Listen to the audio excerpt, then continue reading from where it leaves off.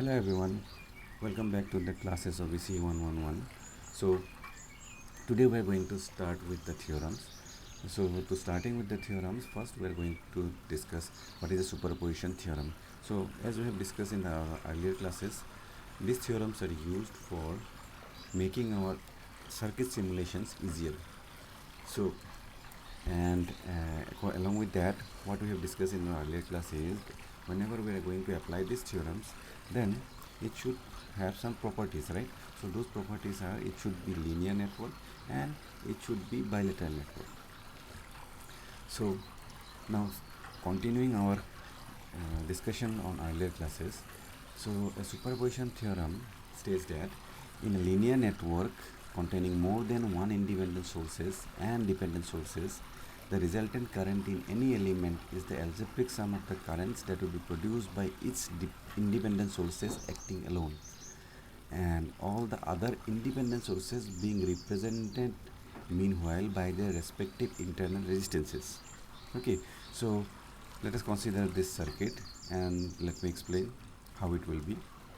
So if we are considering any linear network and obviously bilateral network, it contains more than two independent and dependent sources. Now in this circuit we have only independent sources which are 10 volt and 4 ampere.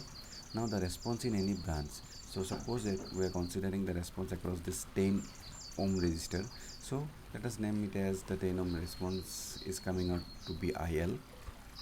So this IL will be equals to the response of the circuits or the response of the individual circuits if we determine. So for example, if we are considering or drawing the circuits again and replacing the sources, so after replacing the sources I have just removed the sources, as you can see here. In the first circuit we have removed the current source, in the second circuit we have removed the voltage source. Okay, so now if we replace the sources, so how we are going to replace it? We are going to replace it by its internal resistance. So as you can see here, the current source doesn't have any internal resistance. Similarly, voltage source also doesn't have any internal resistance. So that means they are ideal. So in that case, what would be the circuit diagram when we are going to replace them? So as we already know, the internal resistance, if we take it out from the sources, in case of voltage source it will lie in series, and in case of current source it will lie in the parallel. Okay, so if there is no value, that means we can replace it by a short circuit. Since it is in parallel, we can replace it by a open circuit. Okay, so if the value is not given for current source, we'll keep it as open circuit like shown here, and for voltage source we have to put it by a short circuit. Okay, so now let us see what is your superposition theorem. So suppose the responses we are getting here is IL1 and IL2. So as per superposition theorem, see here the total current IL or the response in a circuit IL is equals to the algebraic sum of the individual responses. That means IL1 plus IL2.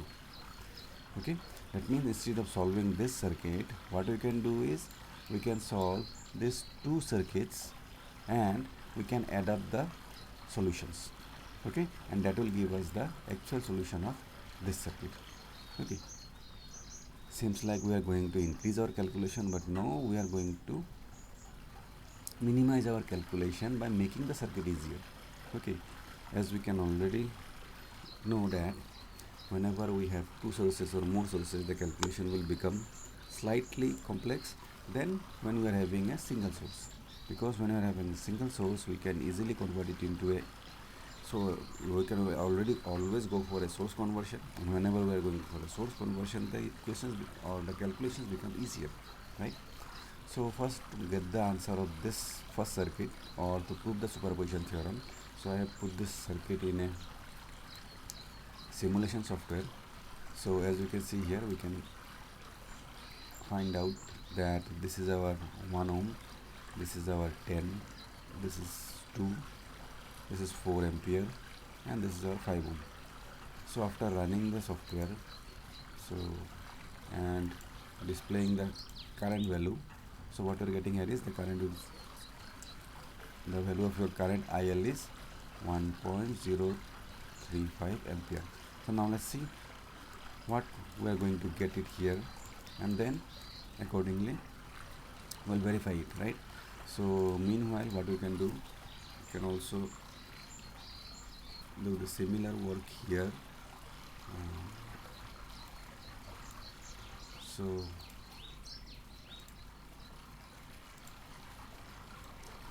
I have replaced the voltage source, and let's see what is the value that we are getting here.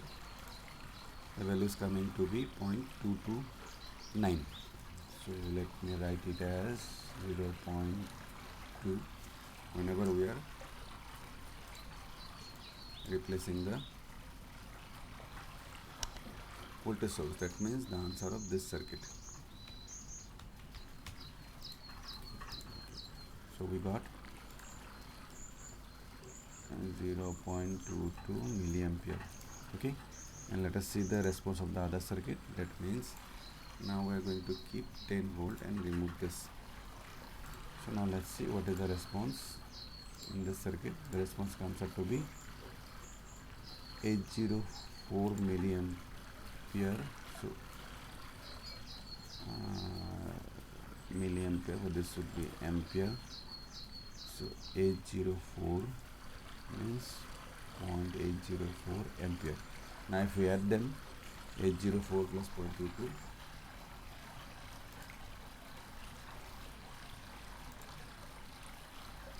so when we add them, then 0.804 plus 0.22, it comes out to be 1.024, and our answer was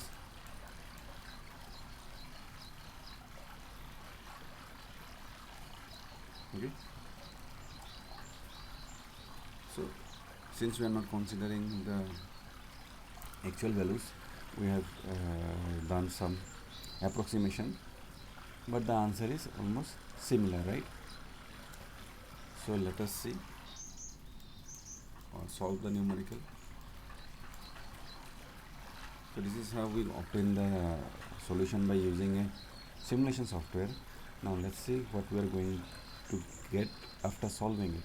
So as you can see here, these two sources, this source and this resistance can be converted into a current source. So after converting it into a current source, we will be having current source, parallel resistance 1 ohm, 10 divided by 1 ohm is 10 ampere. Then we have 10 ohm, and we have these two resistances, one is 2 ohm and 5 ohm.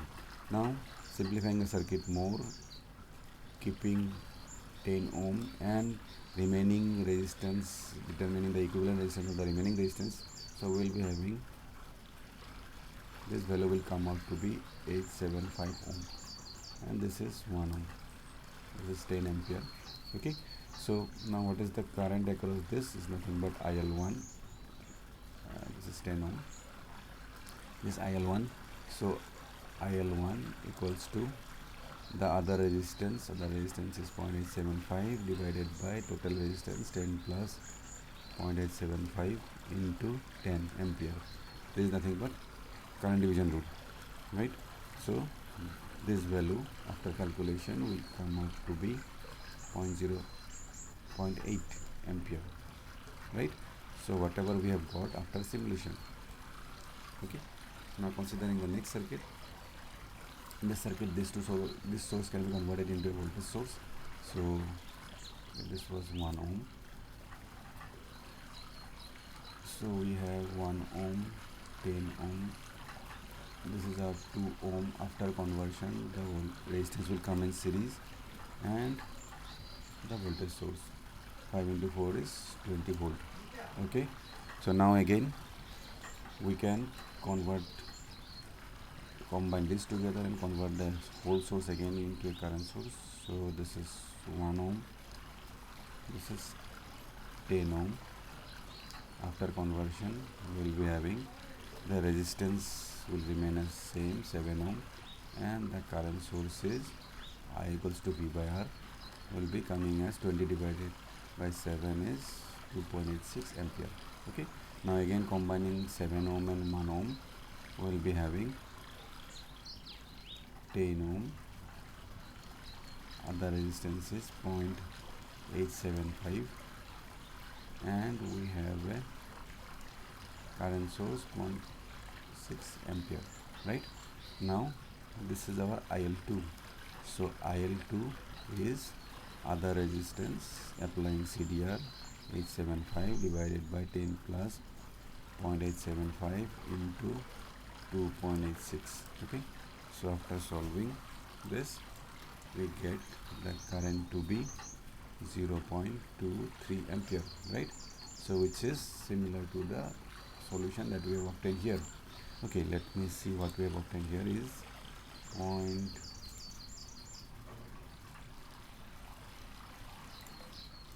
So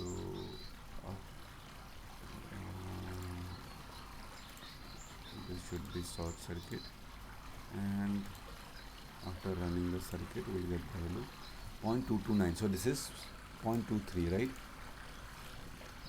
So we have put only two digits, so 0.229 is 0.23, so we have got the result.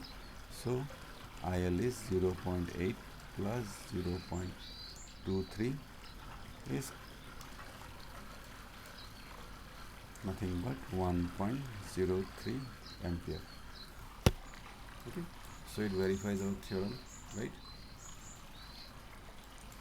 Okay, so as we can see, we have minimized our calculations and we have got the answer which is correct, right? So like this we can solve or use superposition theorem.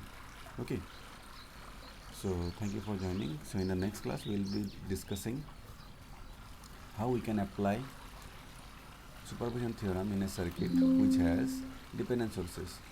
So we'll continue in that in the next class. Thank you.